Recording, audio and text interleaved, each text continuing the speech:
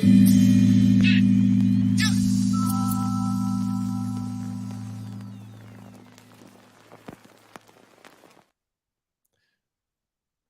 evening, everybody. My name is Todd Scholl. I am the lead learner at the SCEA's Center for Educator Wellness and Learning.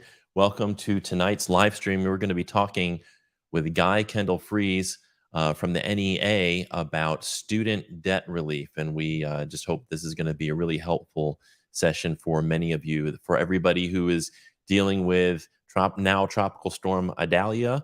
We wish you the best. Our thoughts are with you. I'm currently in the middle of it here in Myrtle Beach. I think the worst of it's coming in a little bit, but doesn't look like it's going to be anything too terrible, although they did close schools here for tomorrow. But again, we wish everybody who is in the path of the storm the best, and our thoughts are with you tonight.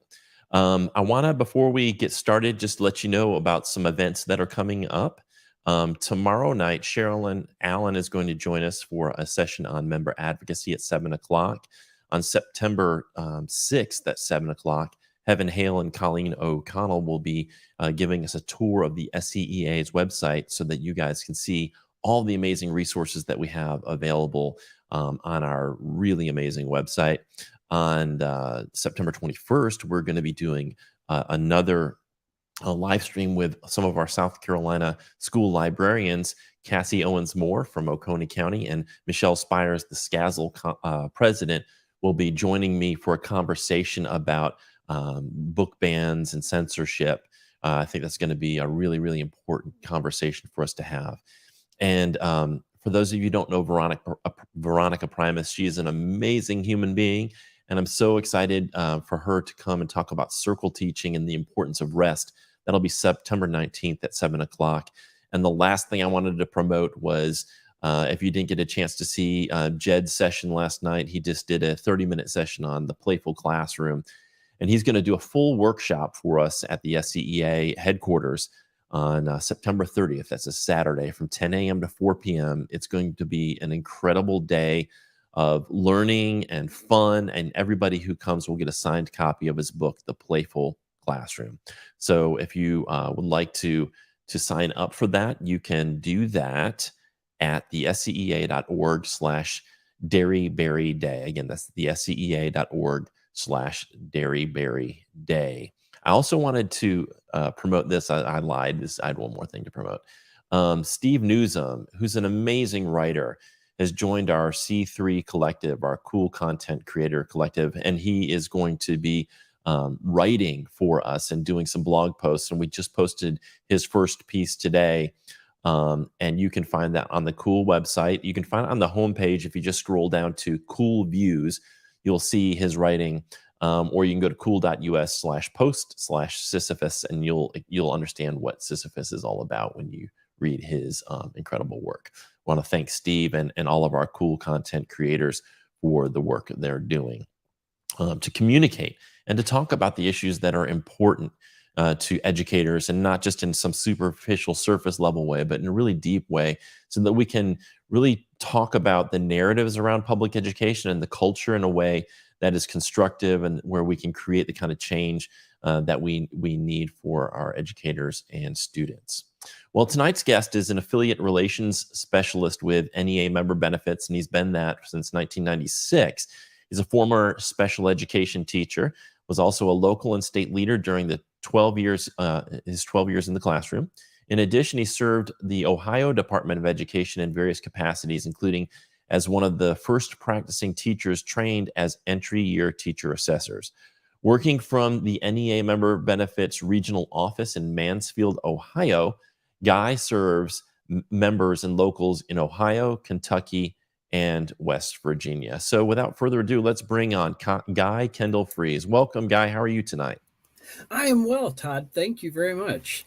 And thank you for that nice introduction. I'm one of 13 affiliate relations specialists, and I'd like to think I have the best territory of all 13, but I have to say it might be possible to have it be better. And that would be if I could have SCEA added to my territory. But Awesome. thank you, everyone, for joining. You've come to hear some I think, really exciting news finally about student loans and student loan forgiveness.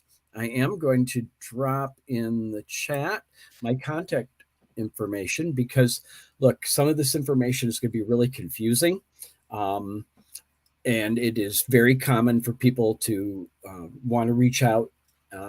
Please, if you do need to contact me, if you are so polite that you only want to use normal business hours, it might be weeks. We're adults. If you call me at midnight, I just might answer the phone. But if I don't, you'll leave a message and I'll get back to you. So let's take a look at some student loan debt. My contact information is also on the screen now. Real quick, this is what we're going to accomplish here. I'm going to take just a couple of seconds to talk about getting the most out of your NEA SCEA membership.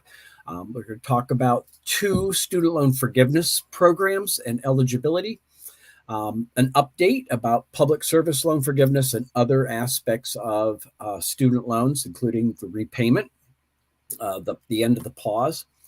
And we'll do a really quick overview of a powerful tool that NEA created in 2019 for NEA members, the NEA Student Debt Navigator, and what it can do for you. So this is one of over 60 programs and services available for members and their families.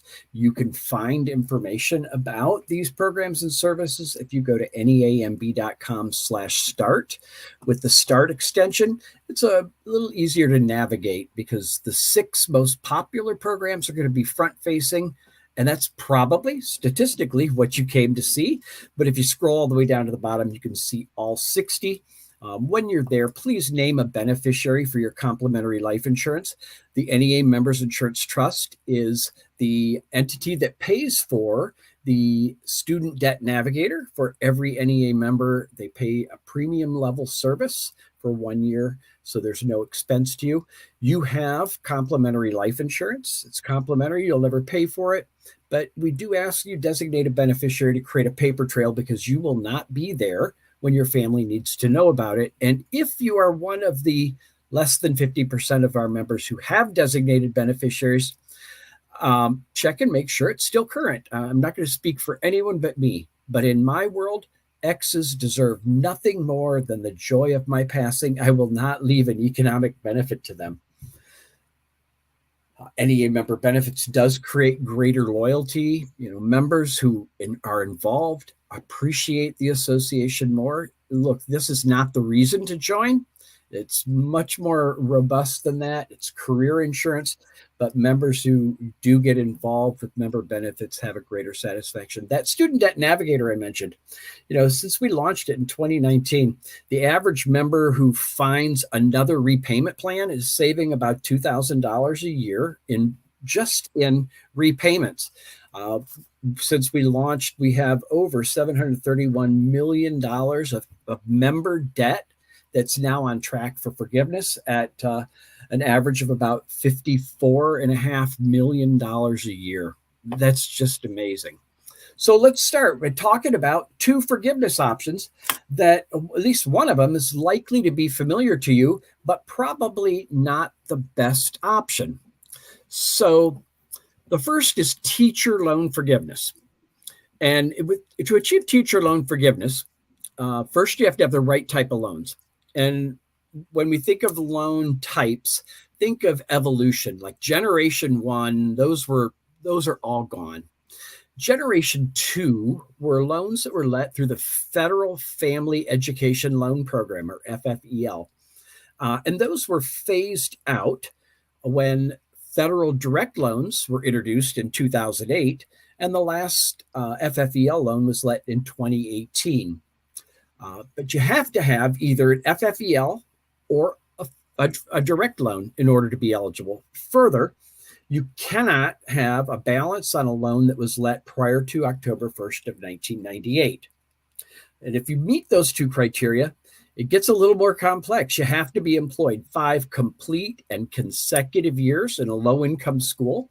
That's a building that is where 30% of the students are identified as qualifying for title services. And you could find a directory on the studentaid.gov website. That's the Department of Ed's website for everything around student aid. Simply type in TCLI or low income directory into the search box, and it'll pull up a menu, and you drill down by state and a county and municipality and years. The first year of those 5 complete and consecutive years, there is absolutely no exception. That building must be in that directory. But if something happens, there's huge economic boom, and that building's socioeconomic status changes, and maybe in subsequent years, only 25% of the students qualify for title services, they'll hold you harmless because you didn't take any action for that change. If I change employers or if I change building, I'll want to make sure that the new employer or the new building I'm in is on that directory, or else I have to start that 5 complete and consecutive years of service over. I apply after those 5 years. I cannot be in default on that loan, and I can't use the same 5-year period if I am teaching, have service through AmeriCorps, and use that 5-year period for AmeriCorps service. Easy to accomplish that one of those academic years has to be after 1997-98. It is possible to pre-serve some of the 5 complete and consecutive years. For example, if I've been teaching since 2015 and started on my master's, and that's what I want to have forgiven under this program, and my previous at least 4 years were in a low-income school, I have to have 1 additional year after that loan was received. Most of us will probably have 5, but potentially we could have fewer. It is a difficult one to qualify for because they have a very narrow definition of teacher. And it is someone who teaches a student or a group of students in a classroom or classroom-like setting. So that does leave out a lot of our fellow teachers. It leaves out all of our classified employees. It leaves out administrators, guidance counselors, media specialists, therapists, school nurses, and many others who are teachers by license, but don't meet that definition. How much can I get forgiven? Well, this is where this program has lost some of its luster. After 5 complete and consecutive years, if I teach special ed or high school math or science, I could then get the lifetime limit of $17,500 off my loans. If your loan balance is close to that amount, then certainly this is the most expedient route. If it's not, the next slide is going to have the better option. But most of us aren't teaching special ed or high school math or science, and we're limited to $5,000, but that's less than the lifetime limit. So we can go back for a second bite of the apple, complete a second 5 complete and consecutive years, get an additional $5,000, and we could do that again and again for 20 years to get the lifetime max. However, you'll see on the next slide, that's not the way you want to go. Before I go to the next slide, anyone have questions about teacher loan forgiveness? And I apologize, I wasn't keeping up on the chat there. We don't have any questions yet. We did have a few comments. One was from Todd saying that you're amazing. And thank you, Todd. And Mary Rita said that she, in her experience, this information was by far one of the most popular benefits that new educators wanted to discuss. Interestingly, that was my vision when we started this journey of the Student Debt Navigator. And it turns out that there are many, many borrowers who look more like me than an entry-year teacher, because this student loan debt challenge has been exacerbated by, well, let's face it, in the last administration, Cruella DeVos, certainly she absolved student loan servicers of all responsibility for being honest with borrowers. So teacher loan forgiveness is an option. Let's talk about the next option, because this is probably where you want to be unless you have a relatively modest loan balance. Public service loan forgiveness. It's a totally different set of criteria. My sister is a school secretary, and she resents me for a lot of things. Todd, hotel soaps dipped in chocolate. I think that's hysterical. She called me really bad names. She resents me for that. And she resents me because I had some of my student loans forgiven because I taught. She had to pay back every penny of hers because she's a secretary. It's a new day with public service loan forgiveness. It doesn't matter what you teach or where you teach, or it doesn't even matter if you teach. What matters is, do you work for some government entity, state, county, city, local, tribal, federal government, school districts, certainly are government entities, or a nonprofit agency like Head Start or YMCA, or Head Start would be a federal agency, excuse me, YMCA or Goodyear or Goodwill or United Cerebral Palsy or other such organizations. So I have to work for a qualifying employer, and I have to make, now the slide says 120 qualifying payments. I'm going to change that in my narrative in a minute, and I'm going to talk about them as payment credits, and you'll understand why in just a minute. But they have to match those 120 payments with the same time frame where you worked for a qualifying employer. Those payments don't have to be consecutive, they just have to be cumulative. Unlike teacher loan forgiveness, where you could use that second generation of loans, the FFEL loans, only direct loans qualify. So if you have FFEL loans or Parent Plus loans, those aren't eligible. However, there's a great workaround. It's called consolidation.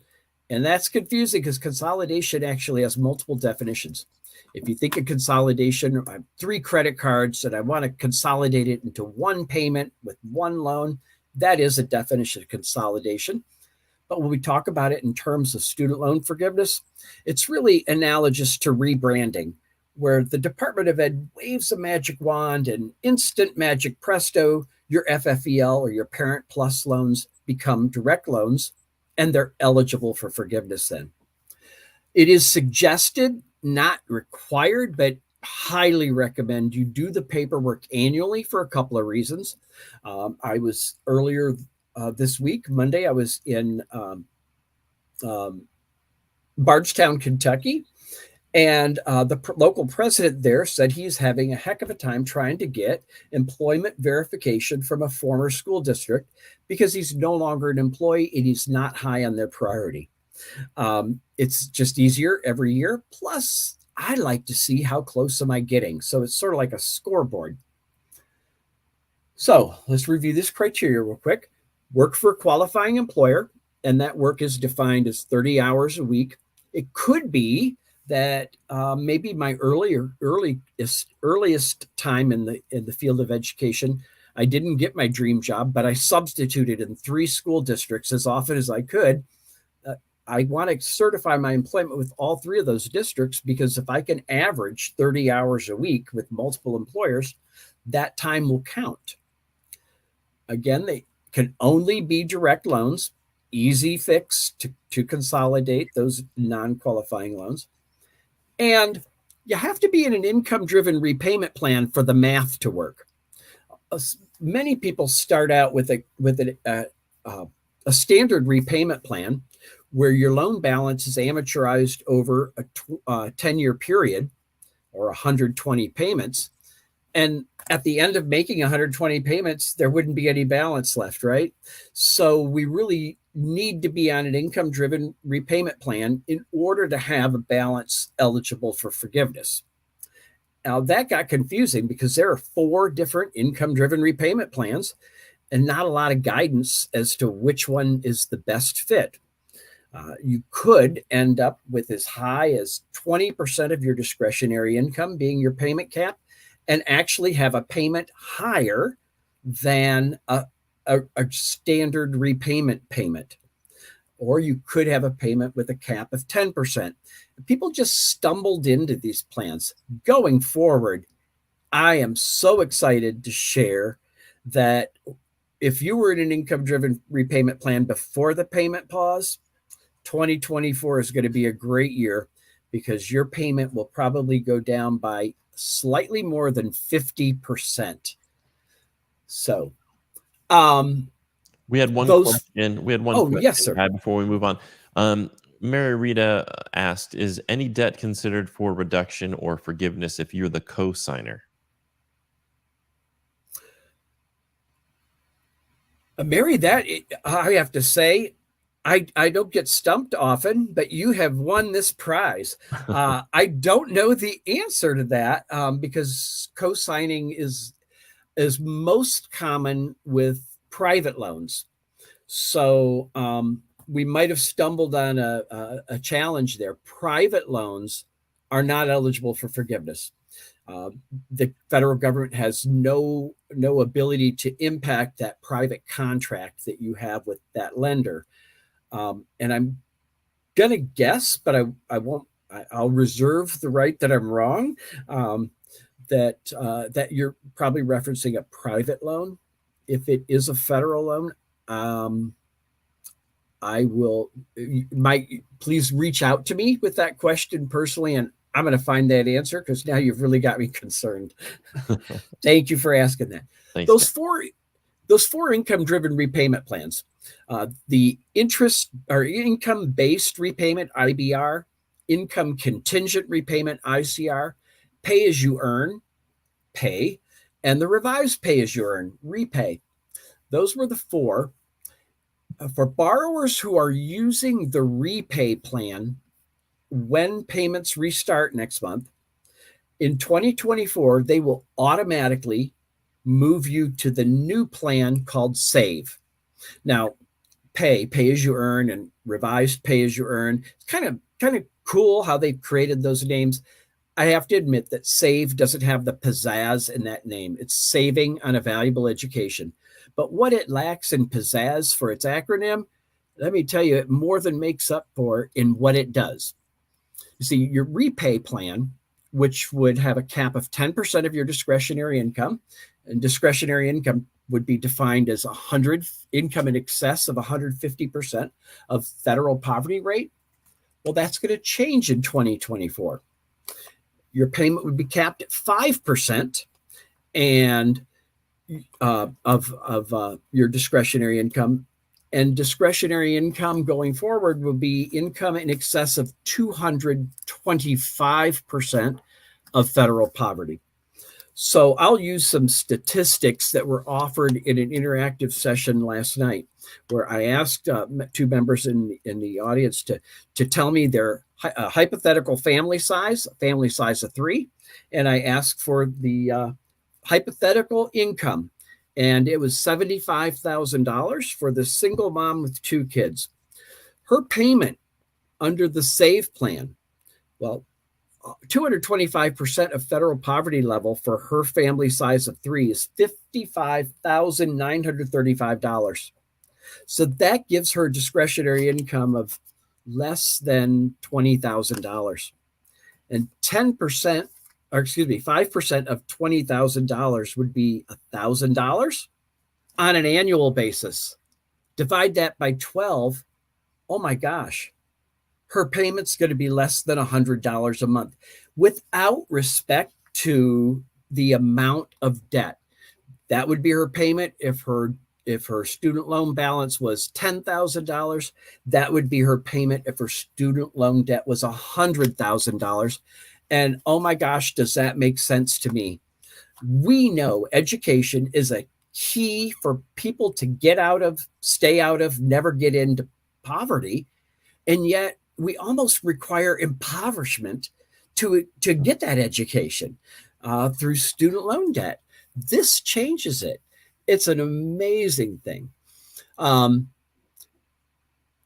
For public service loan forgiveness, you make those 120 income-driven on-time payments. You file for forgiveness. And if they match those payments with the time that you were employed, the entire balance is forgiven. And I have seen just this past weekend, a member near Columbus, Ohio, shared with me $115,000 of loan forgiveness. He said, I am 52 years old and for the first time can think about buying a house. And unfortunately, that's not the highest amount of debt that I've had members that I've worked with members for. The greatest amount I'm aware of was over $250,000. That clearly is evidence that this issue needed to be addressed and that this president is addressing it. We had a question about Parent Plus loans. Are those? Yes. Sharon asked that. Hi, Sharon. Yeah, Sharon. So what we would have to do with Parent Plus loans is consolidate them. And that's a really simple process. Although I will tell you that more recently, some student loan servicers have started to resist and are misinforming folks. So my recommendation for consolidating would be to use the Department of Ed's website and just leave your servicer out of it. The Department of Ed's website for everything around student loans would be studentaid.gov, studentaid.gov. And consolidate just means rebranding, and that will start the clock for you. For Parent Plus loans, there is a unique challenge, and the challenge is, when do you anticipate retiring? If you say 12 years from now, well, that's a great option because you have the 10 years to make payments. If you would say that you're going to plan to retire in 3 years, this is probably not going to work out in your favor, and you'd be better off to continue to service that debt. And you might even consider refinancing that to a private loan. It would not be eligible for forgiveness, but you'd likely get a more favorable interest rate.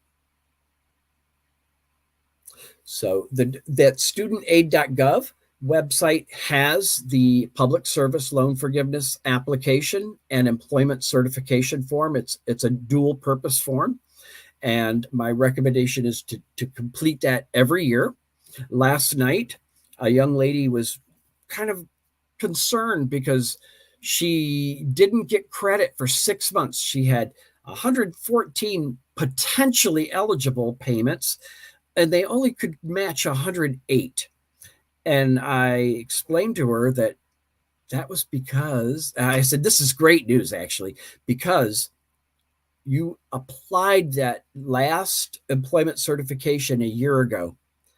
And a year ago, 12 months have passed since then. And I said, you know, 12 and 108 equals 120. And her face just started to light up. Todd, I have to tell you, it was the most beautiful thing to see her face light up and the tears start to roll down as she realized she's not going to have to start payments again. That's great. It's truly great. I have even better news for folks. There are some additional changes that are coming that will probably put you closer to forgiveness. So let's talk about those. During the payment pause, which started officially March 13th of 2020 and continues through tomorrow, it officially ends Friday. Those 43 months, you will get credit whether you made a payment or not. There's 43 free credits right there. Now, some of our people listen to Dave Ramsey. And look, I guess I'm a little bit of a Dave Ramsey fan. Debt is our enemy. But Dave's advice, which made sense, not in the context of forgiveness, though. Dave's advice was, go to town on your student loans because the interest rate is 0.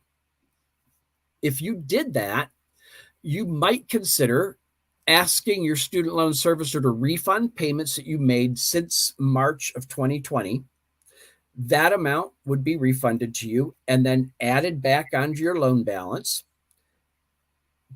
But the reason I suggest that is you only receive 1 credit for each of those months, whether you made a payment or not.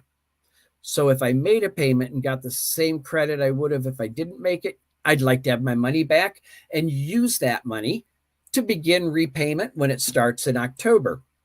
And in 2024, payments will reduce by slightly more than half, and you're almost going to get a 2-for-1. Further, there was this limited waiver opportunity. It's closed October 31st of 2022.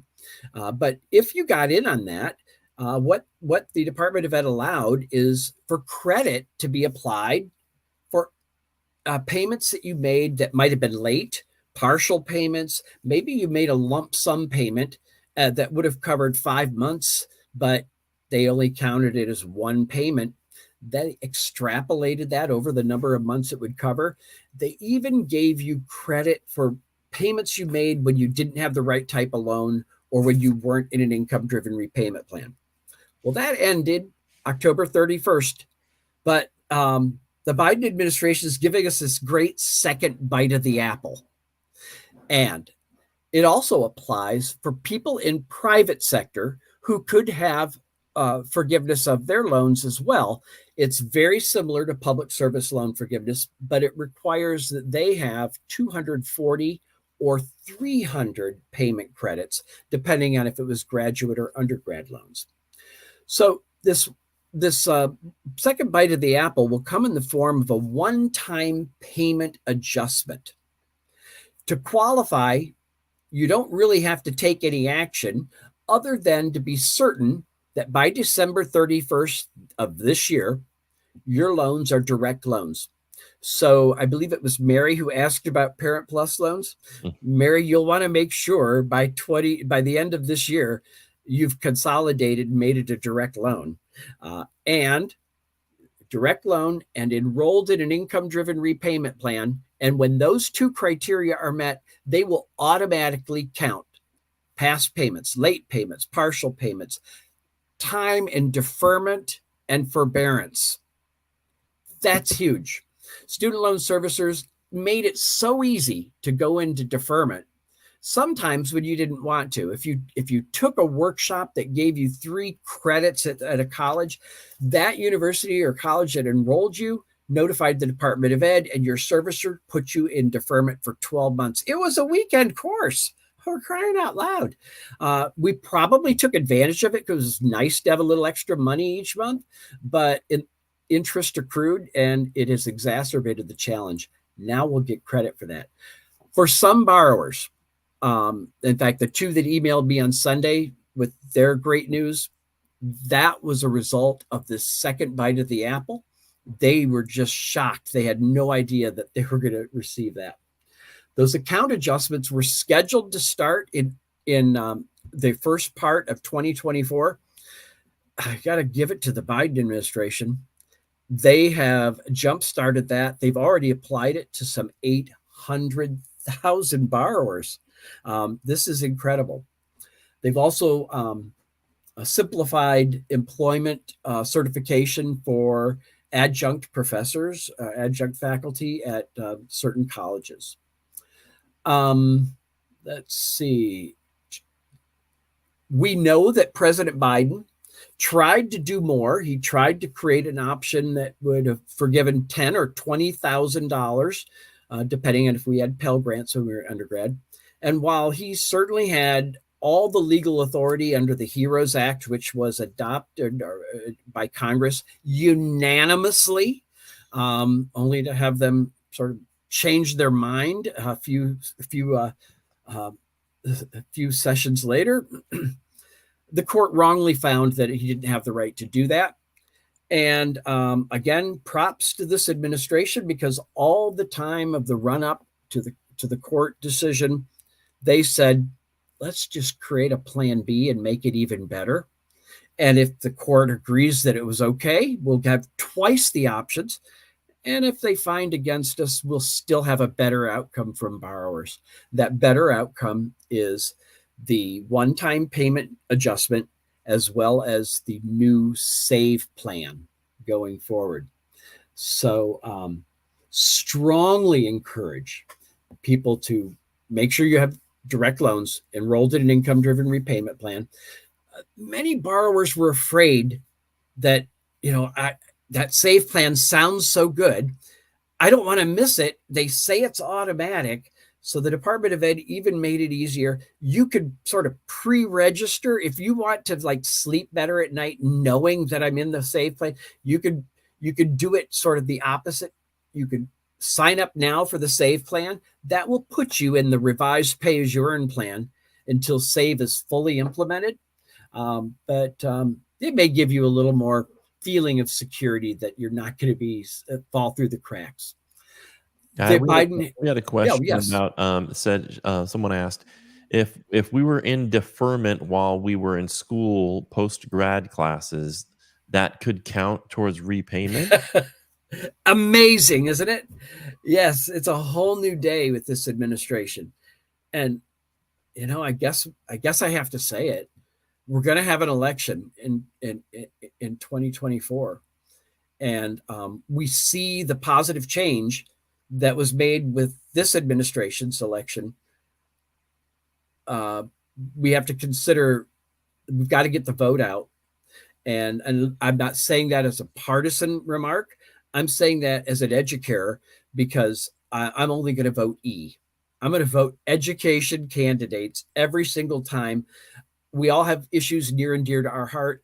I just don't think I can do much about those other issues until I'm financially secure and my family is.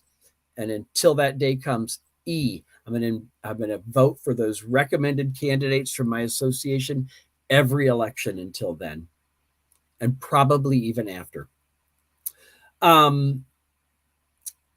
We've covered this. I do want to say you can stay aware of developments as they occur in two ways: the Department of Ed studentaid.gov website, and the NEA Student Debt Navigator will also keep you current and will help you to determine if you're eligible for those two forgiveness plans we talked about.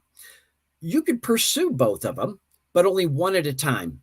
And now we have a mathematical equation we have to do to see 5 years of service plus the payments to get 5,000 or 17,000. How does that offset my balance? And is it easier to just go 10 years and have the entire balance forgiven? Well, this tool does it for you. And how it works is, the navigator will look at your eligibility and qualifications, set forth the path of the most efficient course to a zero balance, does your paperwork digitally. That probably doesn't sound like much, but in the instructions buried on the top of section 5, which is on the 6th page, it says date should be formatted 2-digit month, 2-digit date, 4-digit year with dashes, not slashes. And I have a colleague whose administrator signed it with slashes and it was rejected. Absurd. So let me show you how it works real quick. Every member will get the premium level at no cost for the first year. And honestly, most members, that's all I need. I'm going to be on a path forward or possibly have no more debt. If I want to use it in subsequent years, I can either go to the do-it-yourself, because I'll admit to being shamelessly cheap. Todd, I will try to push you off the sidewalk to find the loose change in front of you, man. I don't know who, it'll be on. We'll fight for it, but that's how cheap I am. I probably would go to the do-it-yourself. However, for the price of a pizza, it's only $39.95 a year if I choose to stay with it. The way it works, you go to neamb.com/start, click on one of those 6 most popular programs, student debt relief.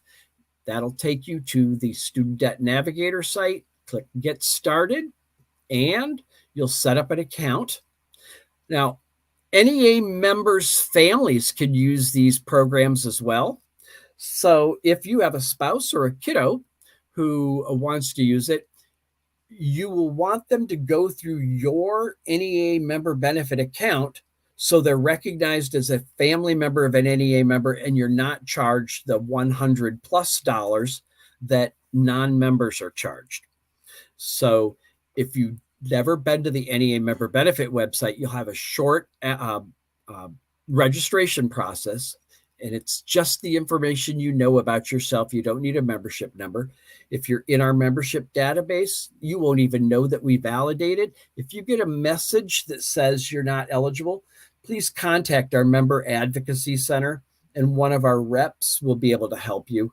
It probably means you're not in the database, or maybe you have multiple records. Once I'm signed in, or my family members want to use the tool, we will each create our own Savvy account. But it went through that central portal of NEA member benefits. When we create our account, all the employment certification is done annually, digitally. You don't have to take any action. Your employer will just get the information. You will populate a lot of information about who you are, where you work, what state you live in, marital status, dependent status. And you'll see there's a lot of expanded information behind these questions. For example, dependence is really more complicated than it might seem. And divorced parents know that, because divorce courts often like to have alternating years, or if it's an even number of children, maybe one parent gets half and the other. But I hope both parents are always supporting those children. So this actually means, who do you provide support for? I mean, if you bought my hard luck story and let me sofa surf for a few months, you could claim me too. It doesn't have to be a preponderance of the support, but it's a pretty liberal opportunity. After you put your information in, they're going to pull some information from your student loans by syncing. You simply sign into your student loan servicer like you're looking at the balance, and you click sync loans. Nothing changes with your loans. They're just going to look at what type of loans you have, what repayment plan you're on, and gather some information so they can make recommendations. And these are what the recommendations look like. So this borrower started with a payment that was $300. Oh goodness, I have to get my glasses. I believe it's $394. And the algorithm behind this tool is saying there's a better option that'll give you a lower payment, a substantially lower payment, over $270 less, or is that right? $217 less. If they choose this payment plan, this would be the pay plan, and you'll see the 4 options. I couldn't fit them all on the screen grab. They could use any of the income-driven repayment plans. This has the lowest payment. They already would have credit for 3 years and 3 months. So they only have 6 years and 7 months to go. Their total outflow would be less than $15,000. And after those remaining payments were made, they would still have a balance of slightly more than $15,000 that would be forgiven in a non-taxable event. It's a pretty incredible tool. So it uploads the information digitally. You can see the progress of your application. Now, admittedly, there's a lot of it hasn't moved, but it at least is a visual recognition that your application has been submitted and received. It has been so frustrating for so many borrowers who applied for the limited waiver to not hear anything. But often there are clues in what they've experienced. So if you're one of those people, don't hesitate to reach out to me, and I'll help you to figure out where things may be. Occasionally, there are people who need help with their Savvy account, and there is help available through their help center. It's hundreds of frequently asked questions. If you use the Essential, and again, that's free for the first year, you have live chat and voice support. But sometimes call volumes are so high, and one of my pet peeves is voicemail purgatory.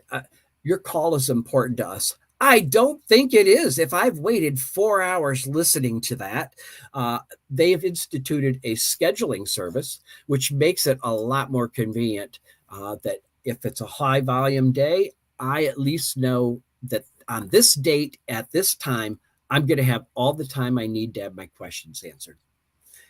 And further, if there's other information on the NEA member benefit website about the Student Debt Navigator and all the other benefits that are available to help make members' lives better, including, many of us are in that sandwich generation. We still are dealing with our debt, But we have young ones coming up, and they make it a lot easier for young ones to get into debt and very little advice how to get out. Mm. So there's a lot of resources that are available there.